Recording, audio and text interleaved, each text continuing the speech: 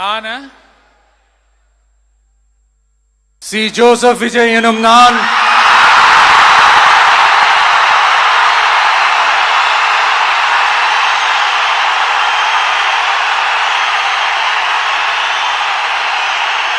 சட்டப்படி அமைக்கப்பெற்ற இந்திய அரசியல் அமைப்பின்பால் உண்மையான நம்பிக்கையும் மாறா பற்றும் கொண்டிருப்பேன் என்றும்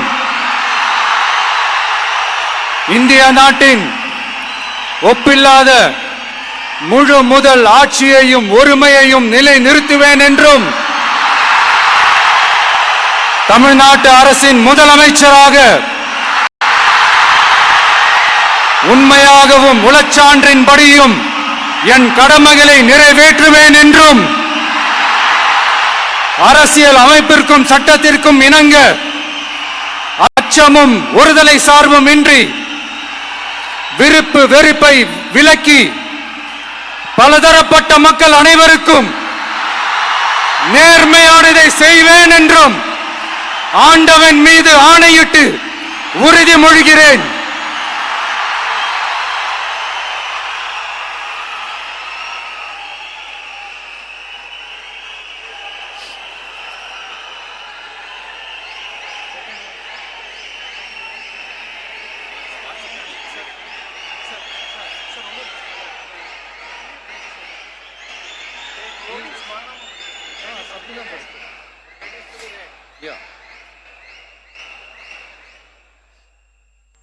சி. ஜோசப் விஜய் எனும் நான்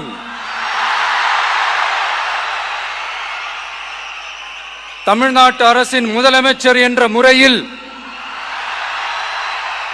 எனது கவனத்திற்குள்ளாவதும் தெரிய வருவதுமான எந்த பொருளையும் முதலமைச்சரின் கடமைகளை உரியவாறு நிறைவேற்ற தேவையான அளவுக்கன்றி ஒருவரிடமோ பலரிடமோ நேர்முகமாகவோ மறைமுகமாகவோ அறிவிக்கவோ வெளிப்படுத்தவோ மாட்டேன் என்று ஆண்டவன் மீது ஆணையிட்டு உறுதிமொழிகிறேன்.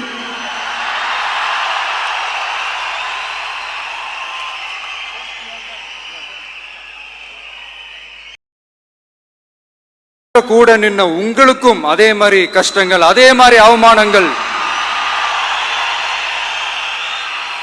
அதையெல்லாம் நீங்க பெருசா எடுத்துக்காம அதே மாதிரிதான் உங்க குடும்பத்துல ஒருத்த மாதிரிதான், உங்க புள்ள மாதிரிதான், உங்க மகன் மாதிரிதான், உங்க அண்ணன் மாதிரிதான், உங்க தம்பி மாதிரிதான்.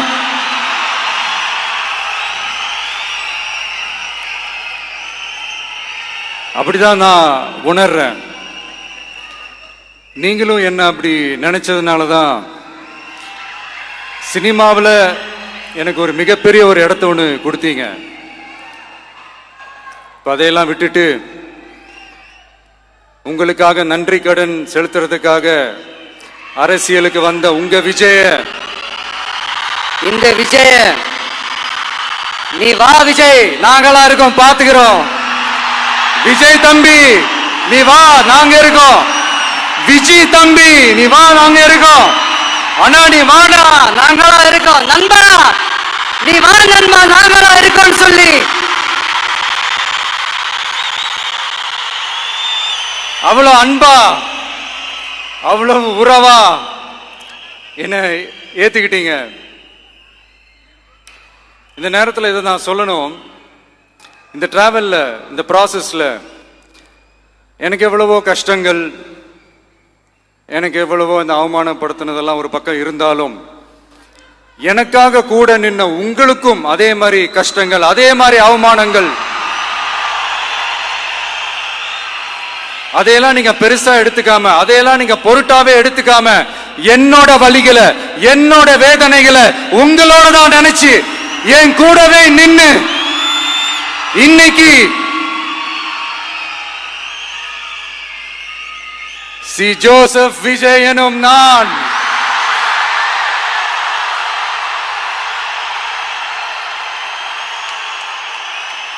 அதை உண்மையாக்கி இருக்கிறீங்க. உண்மையிலே எனக்கு என்ன சொல்றதுன்னு எனக்கு தெரியல. என்னுடைய உறவுகளே, என்னுடைய சொந்தங்களே, நான் ஒன்றும் தேவ தூதன்லாம் கிடையாது. நானும் ஒரு இயல்பான ஒரு வாழ்க்கை வாழ்கிற ஒரு சாதாரணமான மனுஷன்தான். நான் முன்னாடியே சொன்ன மாதிரி அது செய்வேன் இது செய்வேன்னு பொய்யான வாக்குறுதிகள்லாம் கொடுத்தவங்கள நான் ஏமாற்ற மாட்டேன். எது சாத்தியமோ அது மட்டும்தான் நான் செய்வேன். இம்மிடியட்டா உங்க மனசுல ஒரு கேள்வி ஒன்று வரலாம், அப்ப சாத்தியம் இல்லாததை செய்ய மாட்டாங்களா, செய்ய முடியாதா அப்படின்ற ஒரு கேள்வி ஒன்று வரலாம். இத்தனை கோடி மக்கள் என் கூட இருக்கும் போது எது வந்தாலும் பார்த்துக்கலாம், என்ன வந்தாலும் பார்த்துக்கலாம் அப்படின்ற அந்த கான்பிடன்ஸ் என் மனசுல இருக்கு. இன்னொரு விஷயமும் நான் இங்க சொல்லணும். இன்னைக்கு நம்ம தமிழ்நாடு கவர்மெண்ட் இருக்கிற அந்த நிலைமையை பத்தி நான் உங்ககிட்ட நான் சொல்லணும். கிட்டத்தட்ட 10 லட்சம் கோடிக்கு மேல கடன் வாங்கி வச்சுட்டு போயிருக்கிற இன்னைக்கு அந்த தமிழ்நாடு அரசு இருக்கிறப்போ, கஜானாவை சுத்தமா தொடச்சி வலிச்சு வச்சுட்டு போயிருக்கிறப்போ, தூக்க முடியாத சுமையை ஏத்தி வச்சுட்டு போயிருக்கிறப்போ,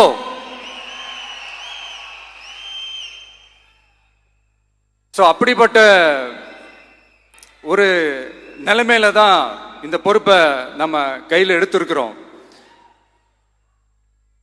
உடனே நீங்க நினைக்கலாம், என்னடா இவர் ஏதோ பொறி வச்சு பேசுறாரா அப்படின்ட்டு. அப்படிலாம் எதுவுமே கிடையாது.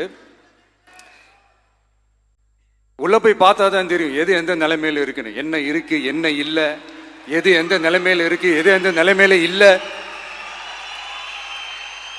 சோ அதையெல்லாம் பார்த்துட்டு உங்களுக்கு ஒரு வெள்ளை அறிக்கையா அதை வெளியிடணும்னு நான் நினைக்கிறேன். ஒரு டிரான்ஸ்பரண்டான ஒரு கவர்மெண்டா, அதாவது இன்னைக்கு நம்ம தமிழ்நாடு கவர்மெண்ட் இந்த நிலைமையில தான் இருக்கு அப்படின்றத உங்ககிட்ட சொல்லிட்டு I just want to take it forward from there. அதைத்தான் நான் முதல்ல செய்யணும்னு நினைக்கிறேன். தமிழ்நாடை பொறுத்த வரைக்கும் இப்போ யாரையாவது போய் ஏதாவது சந்திக்கணும் அப்படின்னா இந்த மூஞ்ச மூடிக்கிட்டு போய் சந்திக்கிறதோ, என்ன இந்த மறைமுகமா உங்களுக்கு தெரியாம போய் சந்திக்கிறதோ அப்படியெல்லாம் நான் செய்ய மாட்டேன். எதுவா இருந்தாலும் வெளிப்படையாக ஒளிவு மறைவு இல்லாம தான் நான் செய்வேன். இவ்வளவு பெரிய ஒரு பொறுப்பை என் கையில கொடுத்துருக்கிறீங்க. அதே நேரத்தில் எனக்கு கொஞ்சம் அவகாசமும் நீங்க கொடுக்கணும்னு நான் ரிக்வெஸ்ட் பண்ணி கேட்டுக்கிறேன். நான் சொன்னதையெல்லாம் படிப்படியா நிறைவேற்ற நான் ட்ரை பண்ணுவேன், நிறைவேற்றுவேன். அதே நேரத்தில் எனக்கு கொஞ்சம் அவகாசம் கொடுத்தீங்கன்னா எனக்கு கொஞ்சம் உதவியாகவும் ஒத்துழைப்பாகவும் இருக்கும். இது உங்களுடைய ஆட்சி. பெண்கள் பாதுகாப்பை ரொம்ப ஸ்ட்ரிக்டா வச்சிருப்பேன். போதைப் பொருள் கலாச்சாரம் அதை கண்ட்ரோல் பண்றதுக்கு என்னென்ன ஸ்டெப்ஸ் எடுக்கணும், என்னென்ன முயற்சிகள் எடுக்கணும், இன்னிலிருந்து அதை நான் எடுப்பேன். நம்ம பசங்களை அதுல இருந்து காப்பாற்ற வேண்டியது நம்ம அரசனுடைய பொறுப்பு. அதே மாதிரி சட்டம் ஒழுங்கு எல்லாருக்குமான பாதுகாப்பை நான் உறுதிப்படுத்துவேன். என்ன அவமானப்படுத்துறவங்களாகவே இருந்தாலும், என்ன கஷ்டப்படுத்துறவங்களாகவே இருந்தாலும், அவங்களும் என் மக்கள் தானே. நண்பர்களாக இருந்தாலும் எதிரிகளாக இருந்தாலும் 8 கோடி மக்களும் என் மக்கள் தானே.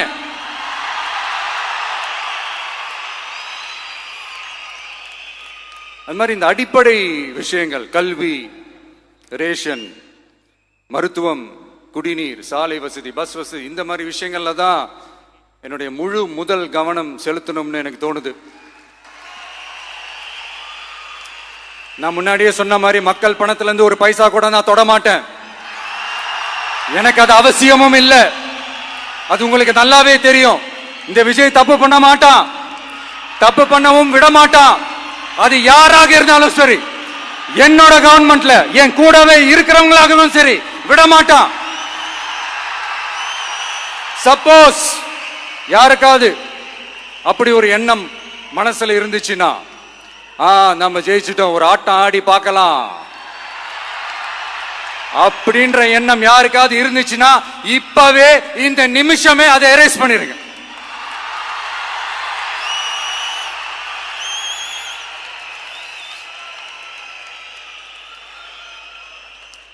இங்க ஒரே சென்டர் தான், என் தலைமையில் உண்டான சென்டர். இந்த பக்கம் ஒரு சென்டர், இந்த பக்கம் ஒரு பவர் சென்டர், அங்க ஒரு பவர் சென்டர், அதெல்லாம் கிடையவே கிடையாது. இப்பவே சொல்லிடுறேன். பெண்கள், இளைஞர்கள், விவசாயிகள், அரசு ஊழியர்கள், ஆசிரியர்கள், உழைக்கிற மக்கள், மீனவர்கள் எல்லாருமே நம்ம டிவிக்கு அரசுல நல்லா இருப்போம், நல்லா இருப்போம், நல்லா இருப்போம். பிறப்புக்கும் எல்லா உயிர்க்கும் அப்படின்றத நம்ம சமரசம் இல்லாத அடிப்படை கோட்பாடு.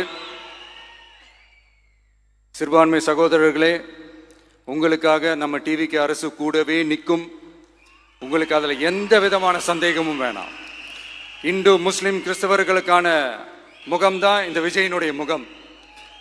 அதுல 100% நீங்க இந்த விஜயை நம்பலாம். இப்படி ஒரு சூழலை ஏற்படுத்தி கொடுத்த தமிழ்நாட்டு மக்கள், ஒட்டுமொத்த மக்கள், உங்கள் அனைவருக்கும் இந்த நேரத்தில் என்னுடைய நன்றியை தெரிவிச்சு, இன்னொருத்தவங்களுக்கும் முக்கியமா நான் நன்றி சொல்லணும். அது இந்த விஜய் மாமாவோட குட்டி நண்பா நண்பி.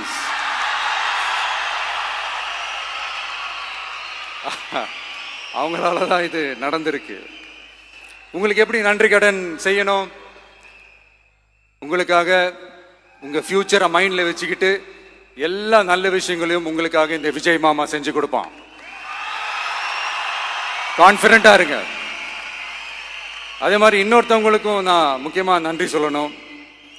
உங்களை எப்படி நான் மறப்பேன்? நீங்க தான் என்னோட உயிராச்சே.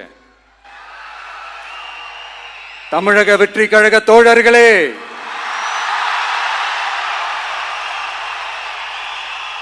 உண்மையில சொல்லணும்னா நீங்க இல்லைன்னா எதுவுமே இல்லை. என்னோட கழக தோழர்களுக்கும், கழக நிர்வாகிகளுக்கும், வாக்கு சாவடி முகவர்களுக்கும், மை டியர் வர்ச்சுவல் வாரியர்ஸ், உங்கள் அனைவருக்கும் கோடான கோடி நன்றிகள். வாங்க எல்லாருமா சேர்ந்து ஒரு ஃப்ரெஷ் கவர்னன்ஸ், ஒரு நியூ கவர்னன்ஸ் ஒன்று கொடுப்போம். This is a new beginning.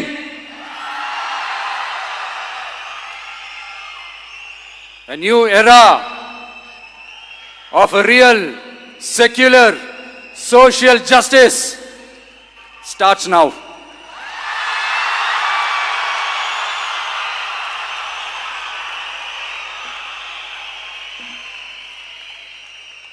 மக்கள் நலன்களை மட்டுமே லட்சியமாக கொண்ட நமது அரசுக்கு பக்கபலமாக நின்று ஆதரவை வழங்கியுள்ள காங்கிரஸ் பேரியக்கத்தின் தலைவர் மதிப்புக்குரிய திரு மல்லிகார்ஜுன் கார்கே அவர்களே, பாராளுமன்ற எதிர்க்கட்சி தலைவர் மதிப்புக்குரிய மை பிரதர் திரு ராகுல் காந்தி அவர்கள், காங்கிரஸ் கட்சியின் பொதுச் செயலாளர் மதிப்புக்குரிய திரு கே.சி. வேணுகோபால் அவர்கள், தமிழ்நாடு காங்கிரஸ் தலைவர் மதிப்புக்குரிய திரு செல்வ பெருந்தகை அவர்கள், என்னுடைய நண்பர் பிரவீன் சக்கரவர்த்தி அவர்கள், சிபிஐஎம் கட்சியின் தேசிய பொதுச் செயலாளர் மதிப்புக்குரிய தோழர் திரு M.A. பேபி அவர்கள்,